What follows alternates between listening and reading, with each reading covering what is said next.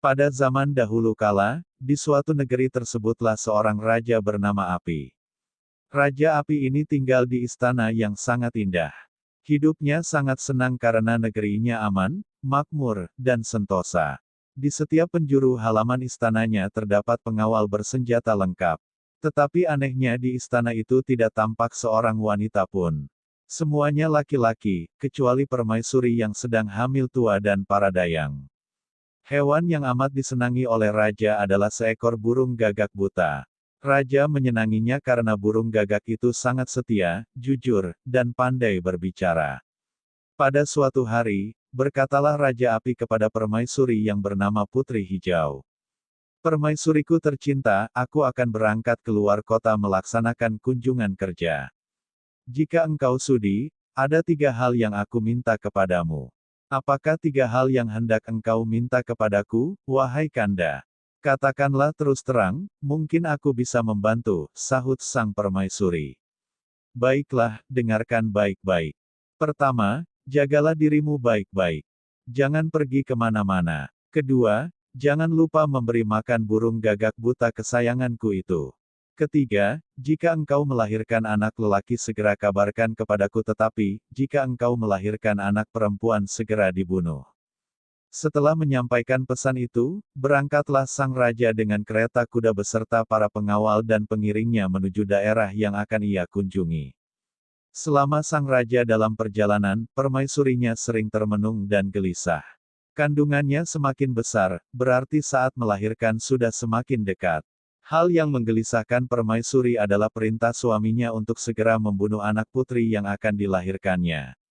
Kegelisahan itu pula yang menyebabkan ia lupa memberi makan burung gagak buta kesayangan raja.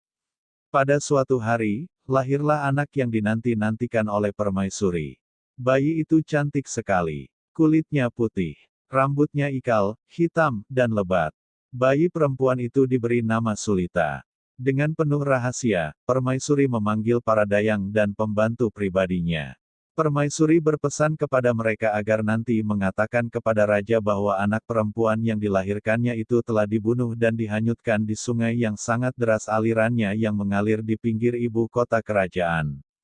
2 minggu kemudian, pulanglah sang raja dari luar kota.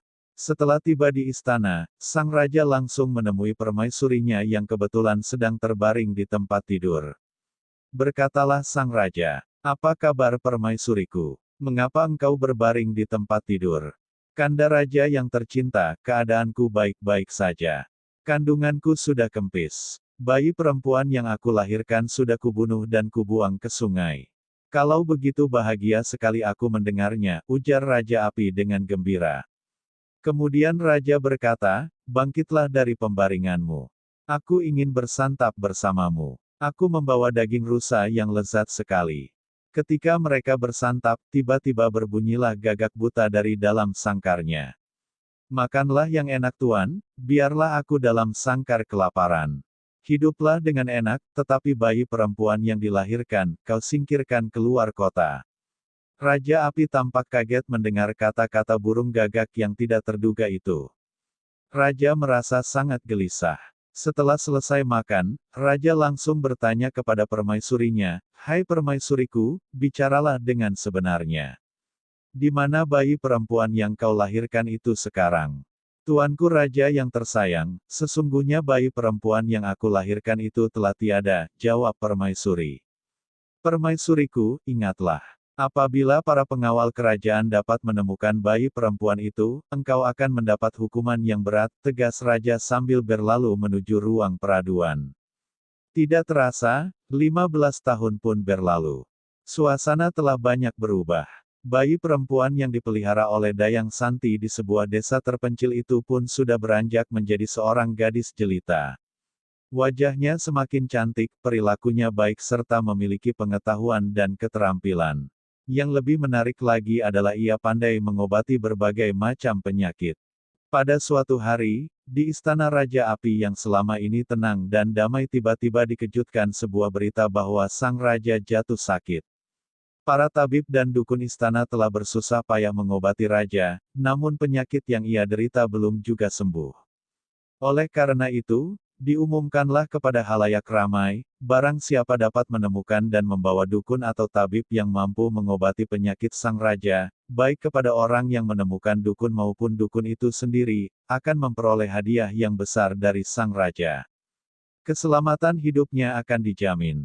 Pengumuman itu tersebar kemana-mana. Mendengar berita itu, timbullah keinginan Putri Sulita untuk mencoba mengobati penyakit yang diderita oleh raja. Pagi-pagi benar, berangkatlah Putri Sulita bersama pengasuhnya, Dayang Santi. Tepat ketika matahari sepenggalah, sampailah mereka di istana raja. Seorang pengawal langsung menghampiri mereka dan menanyakan apa maksud dan tujuan kedatangan mereka. Sementara itu, pengawal-pengawal lain memperhatikan gerak-gerik kedua wanita yang baru saja datang itu. Maklum, selama kerajaan berada di bawah kekuasaan Raja Api, jarang kaum wanita bisa keluar masuk istana.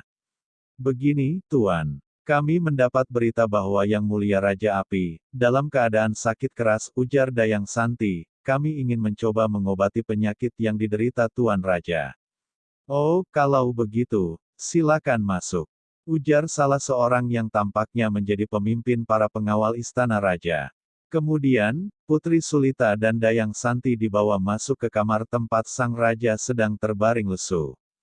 Tidak terlalu lama, selesailah pengobatan yang dilakukan oleh tabib wanita muda yang sangat cantik jelita itu. Perlahan-lahan Raja Mulia sadarkan diri. Kemudian, Raja mulai melihat ke kanan kiri. Sejenak kemudian, ia bangkit dari pembaringannya dan bersandar di tempat tidur. Wajahnya mulai berseri-seri. Sang raja merasa terharu dan bahagia karena bisa kembali sehat seperti sedia kala. Beliau pun merasa sangat berutang budi kepada dukun yang telah mampu mengobatinya. Sesuai dengan pengumuman yang disebarkan, sang raja meminta agar Putri Sulita dan Dayang Santi tinggal bersama raja di istana.